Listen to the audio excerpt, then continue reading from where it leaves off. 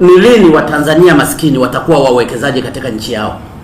Kwa hiyo serikali tunayoiongoza, mimi na Samia, ambao ndio tuna wajibu kwa wananchi, hakikisheni mnazingatia haya maagizo yetu.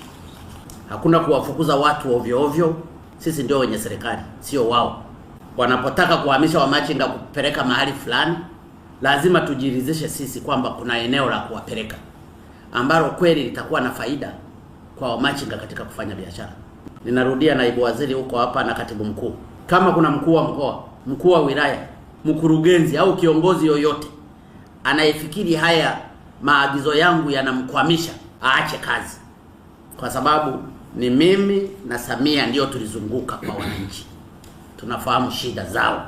Wao wameupata ukuu wa mkoa, wala wengine hawakutegemea kuupata. Na nimezungumza leo, siku ile nilizungumza Mwanza, nilifikiri hawakunielewa. Leo nimezungumza, ni mara ya mwisho, sitazungumza tena.